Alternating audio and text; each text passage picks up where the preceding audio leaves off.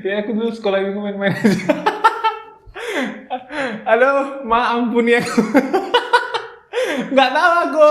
Apa ini? Tapi mana kan putih ya? Apa ya? Di Alkitab, makanan Alkitab kan ya?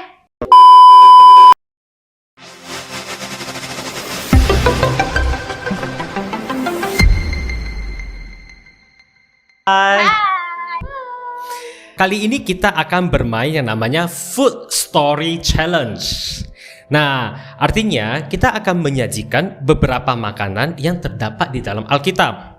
Wih, Nah, setiap makanan yang kita sajikan punya cerita spesial yang melatar belakangi makanan tersebut.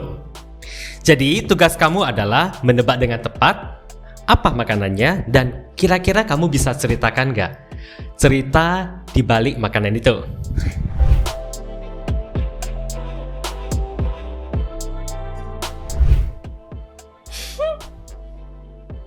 Oke. apa ini woi?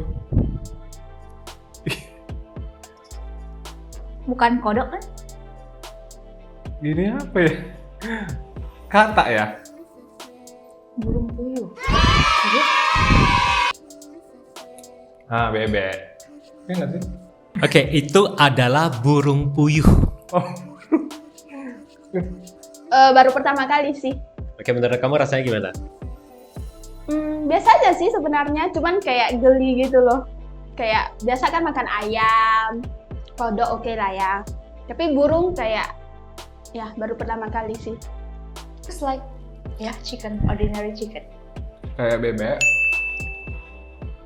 Kayak ayam juga sih, tapi kayaknya lebih ke bebek. Enak juga, cuman kurang micin.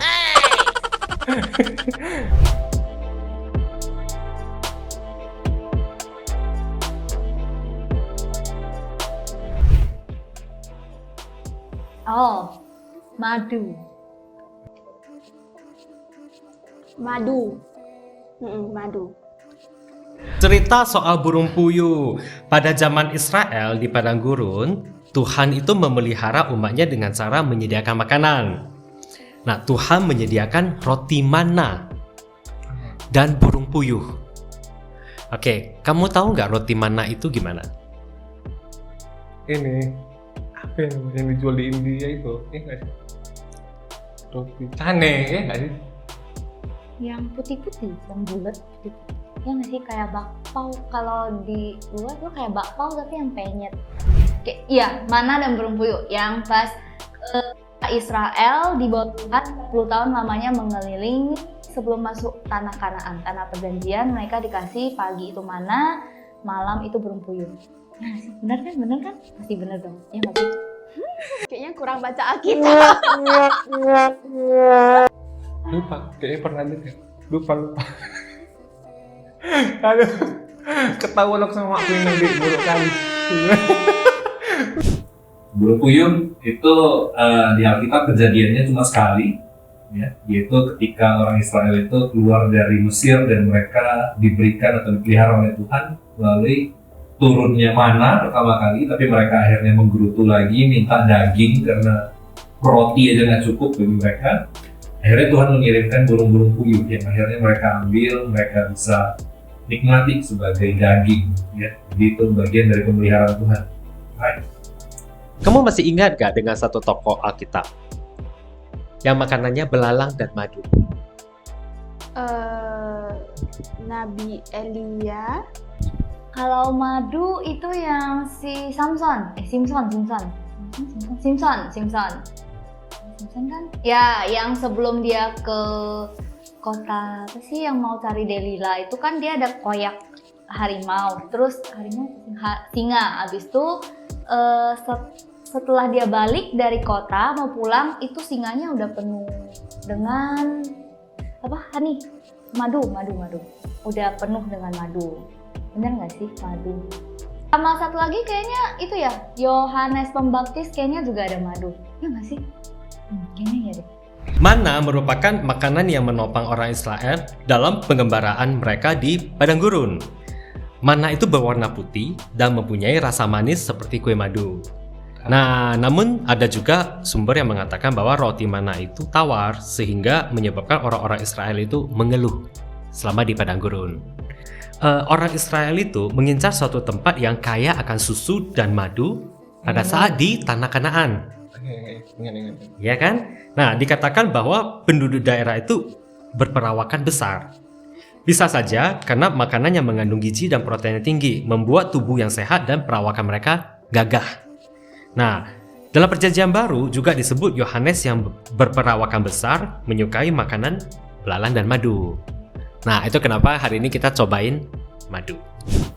Madu kalau di Alkitab cukup banyak sih ya. Jadi di tanah Kanaan itu kaya dengan susu dan madu misalnya ya. Kemudian juga Simpson ketika membunuh singa, kemudian singa dari dalamnya itu ada madu, dan masih banyak lagi cerita tentang madu.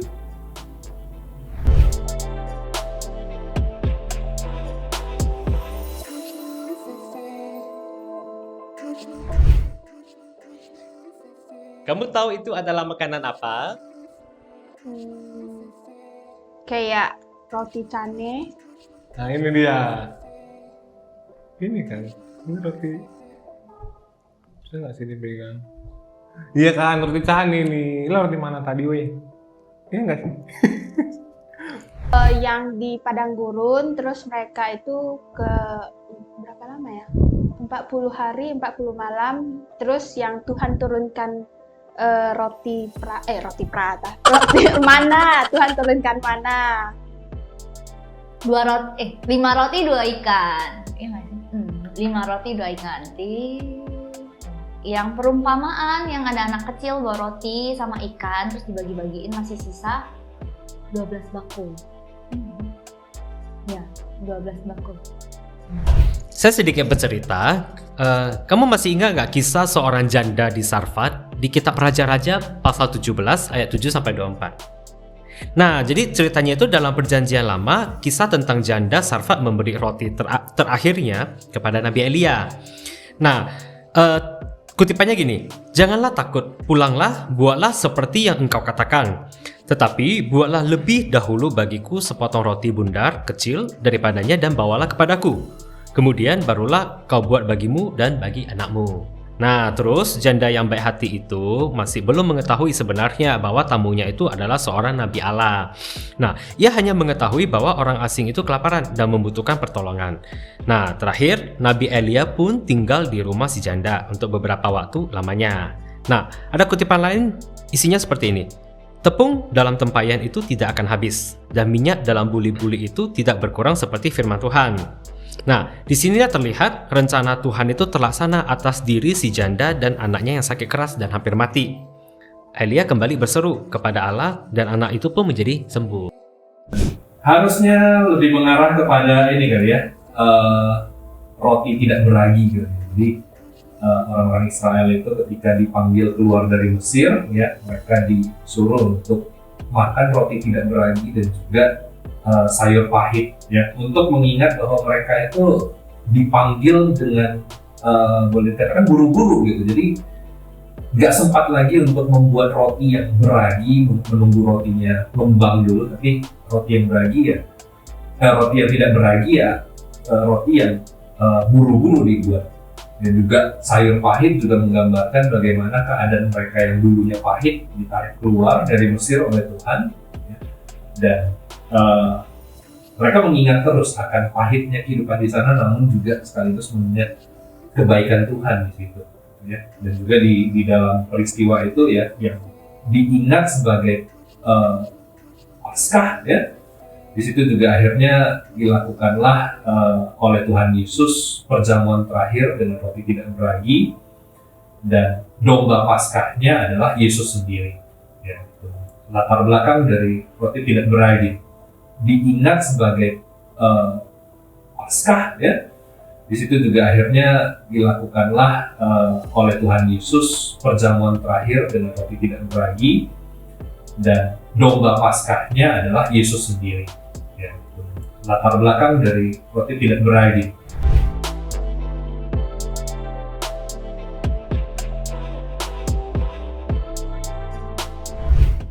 Oh, Oke, minuman apakah itu? Kalau dari warnanya sih kayak teh gitu ya. Kalau dari baunya kayak anggur sih. Kayak teh. Tapi kalau dicium kecium sih. This is wine. Bener nggak sih? Anggur lah. Nggak tahu ada alkohol tau nggak?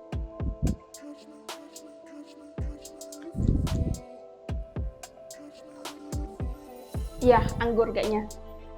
Iya. Anggur. Enak loh. Anggur. Ya, anggur adalah salah satu minuman yang dikonsumsi oleh orang-orang Israel gitu ya, karena anggur itu melimpah di situ. Anggur itu banyak. Anggur itu bukan hanya dijadikan makanan, tapi juga dijadikan minuman. Ya. Tidak ada larangan sebenarnya untuk minum minuman beralkohol, tapi larangannya adalah kalau kita mabuk. Jangan engkau menjadi seorang pemabuk. Ya.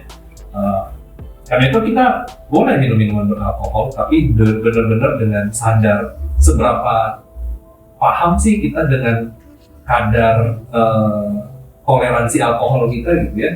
Kalau misalnya kita minum sedikit aja udah mulai pusing, udah mulai mabuk, dan jangan. Tapi kalau misalnya banyak, tapi itu juga bukan berarti ya udah karena aku toleransi alkoholnya tinggi udah sebebas aku aja gitu ya. Dan juga tapi bagaimana kita belajar untuk menguasai diri.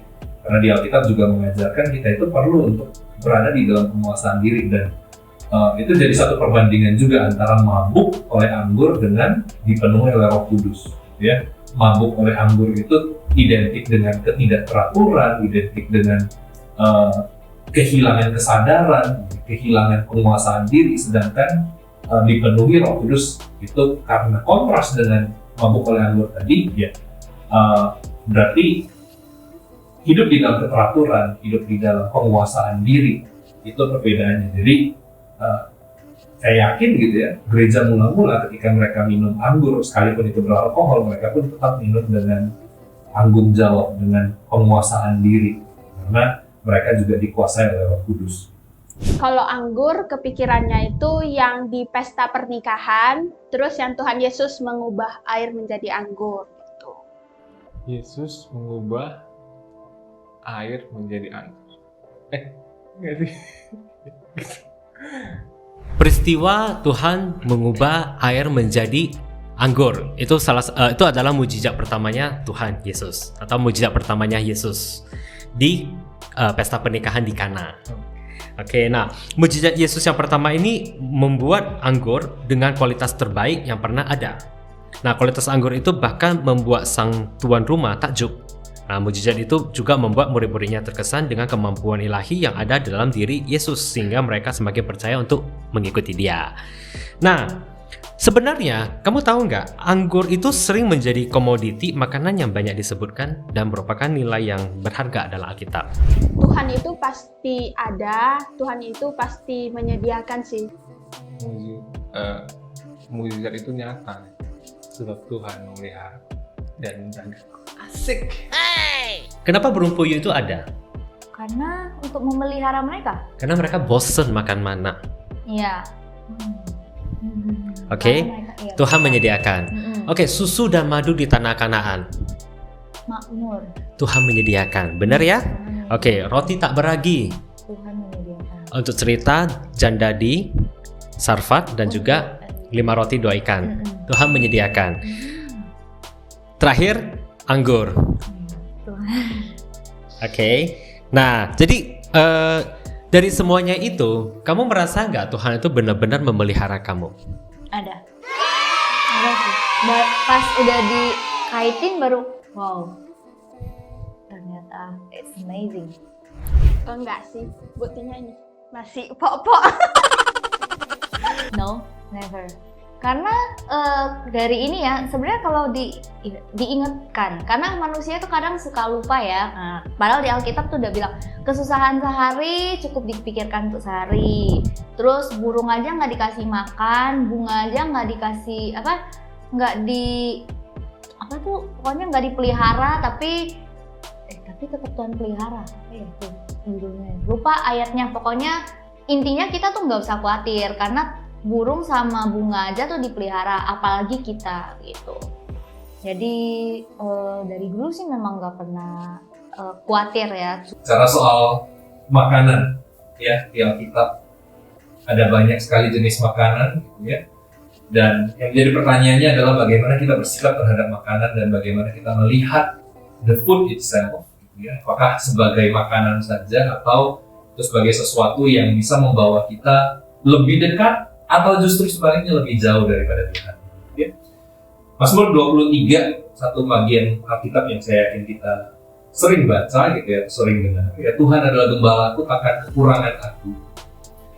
Di sini si pemazmur ini mengalami bagaimana Tuhan itu memelihara bahkan sampai ke hal-hal terkecil di dalam hidupnya. Dia mengibaratkan dirinya sebagai seorang atau seekor domba gitu di tangan dari gembalanya yang dipelihara sehingga tidak kekurangan. Nah, apakah kita ngerasa bahwa hidup kita ini kadang kurang ini ataupun kurang itu? Mungkin kita ngerasa bahwa handphone kita tidak sebagus handphone dari teman-teman kita, gitu ya. Makanan kita tidak lebih enak daripada makanannya teman-teman kita. Mungkin kita nggak sanggup untuk beli kopi di kafe, mungkin kita hanya sanggup beli kopi di warung, dan itu pun mungkin nggak cocok dengan selera kita. Tapi apakah kita merasa bahwa kita ini dipelihara oleh Tuhan? Kita merasa bahwa kita ini tidak kekurangan di dalam tangan Tuhan yang adalah gembala kita. Dan pemazmur berkata, ia membaringkan aku di padang yang berumput hijau. Bayangkan seekor domba yang dibaringkan di padang berumput hijau, padang yang rumputnya itu segar. Dia tidak perlu nyari-nyari lagi makanan. Makanannya sudah ada di situ. Dia tinggal buka mulut, tutup mulut, dia nggak perlu pindah tempat. Itulah gambaran bagaimana Tuhan memelihara hidup kita. Kadang kita dikuasai kekhawatiran. Kadang kita juga tetap mesti harus bekerja. Ya memang, tapi kita perlu melihat bahwa apapun yang Tuhan sediakan di sekeliling kita itu adalah sesuatu yang daripada Tuhan, dan itu sesuatu yang Tuhan berikan di dalam anugerah. Dan saya melompat sedikit ke ayat yang kelima. Engkau, Tuhan, menyediakan hidangan bagiku di hadapan lawanku. Engkau mengurapi kepalaku dengan minyak, pialaku penuh melimpah. Ada gambaran bahwa pemeliharaan Tuhan itu begitu besar dan begitu luar biasa. Dia menyediakan makanan di tengah-tengah musuh. Wow, ini satu hal yang sepertinya aneh dan asing gitu ya. Bagaimana kita bisa makan di tengah bersama-sama dengan musuh-musuh kita. Tapi disinilah gambaran bagaimana Tuhan itu memberikan damai sejahtera. Tuhan itu memberikan ketenangan bahwa kita tidak lagi ketakutan di dalamnya. Sebaliknya kita bisa menikmati hidangan itu di hadapan lawan-lawan kita. Kita bisa melihat kejayaan di dalamnya. Dan piala kita penuh dengan melimpah. Saudara, kita bisa mengalami pemeliharaan Tuhan. Kita bisa terus-menerus mengalami bagaimana Tuhan menjaga kita, memberikan begitu banyak bagi kita. Kita tidak perlu berpikir, wah, mukbang itulah baru yang namanya dipelihara oleh Tuhan dengan makanan yang melimpah. Enggak juga. Ada orang yang cukup dengan roti. Ada orang yang cukup dengan makanan-makanan kecil. Bahkan kita sendiri, mungkin kalau disajikan begitu banyak pun kita bingung gitu ya. Apalagi mukbang membuat kita berpikir bahwa yang namanya makan adalah sesuatu yang begitu banyak gitu ya. Padahal apa yang Tuhan sediakan kadang adalah hal-hal kecil yang kita bisa nikmati, yang kita bisa rasakan, yang kita bisa alami. Karena itu kita perlu untuk belajar bersyukur kepada Tuhan. Tidak dikuasai oleh kekhawatiran. Tuhan menyediakan bagi kita hal-hal yang bersifat jasmani, tapi juga pastinya Tuhan menyediakan bagi kita hal-hal yang bersifat rohani. Dengan Kristus, sang roti hidup itu sudah diberikan bagi kita.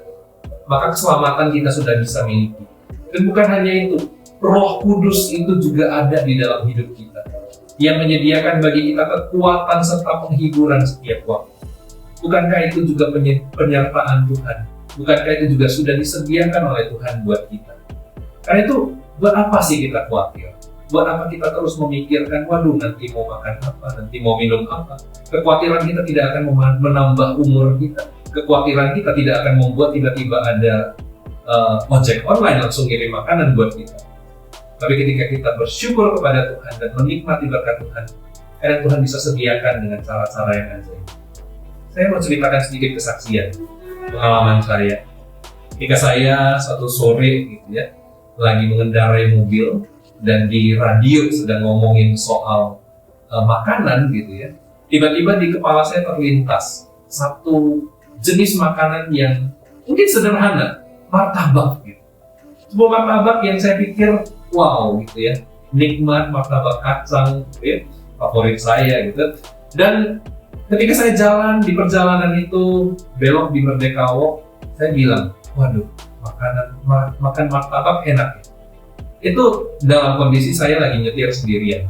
Namun di dalam nyetir itu saya seringkali berbicara juga dengan Tuhan. Saya yakin di saat itu menjadi sebuah doa dan menjadi sebuah doa yang tercetus begitu saja. Ketika saya akhirnya sampai di gereja mengadakan rapat, ternyata saudara di rapat itu konsumsi yang disediakan adalah martabak. Saya tidak habis pikir doa yang sebegitu simpel yang saya ucapkan, akhirnya Tuhan jawab dengan cara yang ajaib. Martabak yang saya bisa beli bukan hanya 1-2 kotak, saya bisa beli berapa banyak gitu. Tapi Tuhan menyediakannya dengan cara yang unik.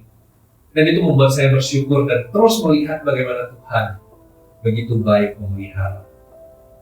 Saudara, saya yakin setiap kita juga dipelihara oleh Tuhan. Apapun situasi kehidupan kita, kita hanya cukup lebih peka lagi untuk melihat setiap hal yang Tuhan sediakan bagi kita.